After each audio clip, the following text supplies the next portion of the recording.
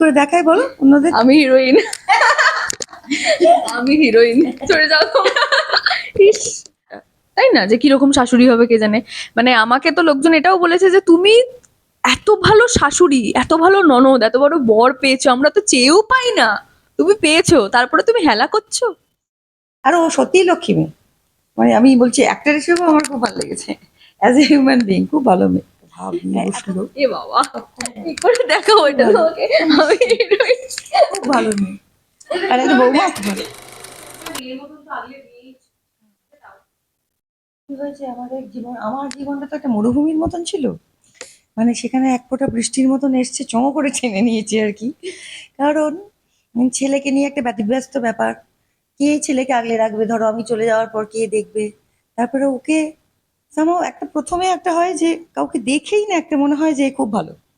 সেটা ওর চেহারা বলো, কথার মধ্যে এত ভালো লেগেছিল আমার মন্দিরে। আমি সেখানেই মুগ্ধ হয়ে ফেলেছি আর কি, মুগ্ধ হয়ে গেছি। তো তারপর যখন বাড়ি নিয়ে এলাম, দেখলাম সত্যিই সে লক্ষ্মী আমাদের। আর ও সত্যিই লক্ষ্মী মেয়ে। মানে আমি বলছি অ্যাক্টর হিসেবেও আমার খুব ভালো লেগেছে, অ্যাজ এ হিউম্যান বিং খুব ভালো মেয়ে। এতগুলো হিরোইন হয়েছে, এত কাজ করেছে, কিন্তু সেইটা কোনোদিন আমার সঙ্গে তো অন্তত দেখায়নি। একটা হিরোইন একটা ভাব নিয়ে বসলো। এ বাবা, কি করে দেখাবো এটা ভালো, তোমাকে। আমি হিরোইন। খুব ভালো মেয়ে। আর একটা বৌমা খুব ভালো। কি করে দেখায় বলো অন্যদের। আমি হিরোইন। আমি হিরোইন, চলে যাও তোমরা। ইস, না না না না, কি বলতো, নিবুদি যে এত সিনিয়র সেটা কখনোই বুঝতে দেয় না আমাদের, কোনো কোনো সময় না। আর আমার তো মনে হয় যে এটাই আমাদের ফ্যামিলি এখন। দুটো ফ্যামিলি হয়, বাবা মা আর এটা এখন তো। মানে বাড়িতে শুধু ঘুমোতে যাই, শুধু ঘুমোতে। আর ডাবল ইউনিট যেদিন করি, নাইট যেদিন করি, সেদিন তো ছেড়েই দাও, 2-3 ঘন্টাও ঘুম হয় না বাড়িতে। তো আমরা এখানে সারাদিন কাটাই, তো এটা আমাদের একটা সংসার হয়ে গেছে।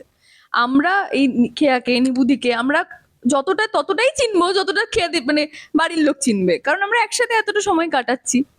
তো সেই জায়গা থেকে সত্যি কখনো নিবুদি আমাদের এটা ফিলই করতে দেয় না যে উনি এত সিনিয়র একজন আর্টিস্ট, কখনোই না। মানে সিন করার সময় হোক কি মেকআপ রুমে থাকার সময় হোক, এইটা আমার মনে হয় ভীষণ দরকার একটা স্ট্রং বন্ডিং এর জন্য, আমার মনে হয়। আর এই বন্ডিংটাই না রিফ্লেক্ট করে। মানে আমি এখন হঠাৎ করে গিয়ে মুখ দেখা দেখি বন্ধ, গিয়ে হঠাৎ একটা খুব আন্তরিক অভিনয় করছি।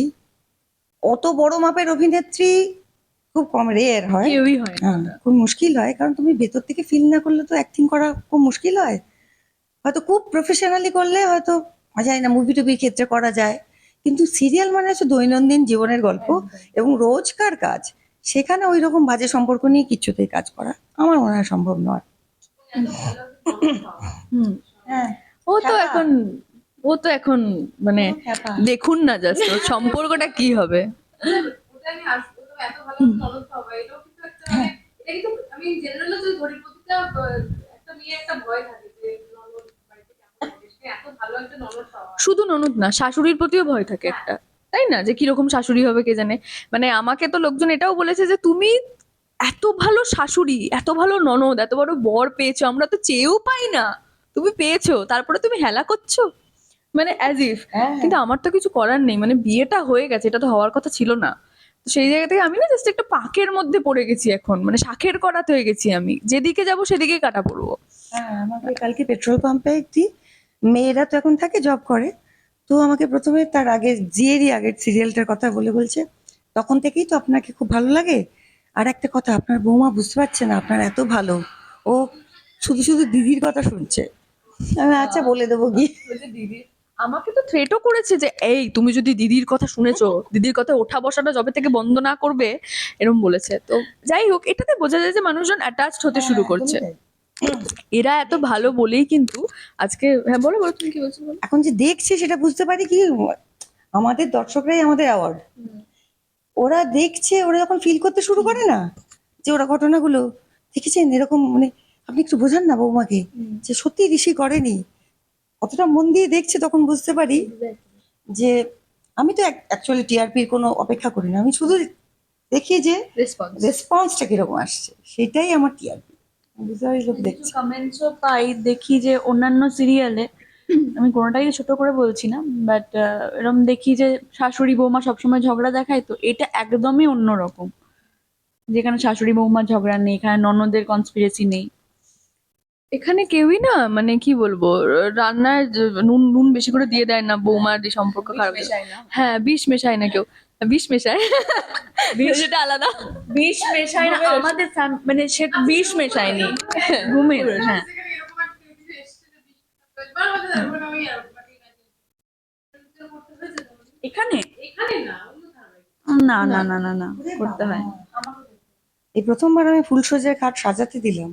আমার তো বদনাম ছিল সে কৃষ্ণকলি থেকে। আবার ছেলেকে ঢুকিয়ে দিচ্ছিল। ফুলসজ্জার খাট উপরে তুলে ফেলে দিয়েছিলাম, কালো মেয়ের সঙ্গে হবে না বলে। তারপরে সিরিয়ালও তাই। আমাদের অভিজিৎ ভট্টাচার্য দুবারই ওই হিরোই ছিল। এবার লোকজন বলতে শুরু করেছে একে বিয়েতে নেমন্তন্ন করবো না। বলছে কেন? বলছে ফুলসজ্জা হতে দেবে না রে, নিজেরাই লিখছে। এবার আমি তাই বললাম, আমি তখন বললাম মানে আমাদের ডিরেক্টরকে, এই ফুলসজ্জার খাটটা সাজাচ্ছি, এটা আমি নিজেরই সাজাতে পারতাম ভালো হতো। আমার থিয়েটারের ফেস্টিভ্যাল ছিল বলে আমি ওই দিন ছিলাম না। আমি বললাম সেটা খুব দরকার ছিল আমার জন্য যে না এই ফুলসজ্জা হতে দেয়।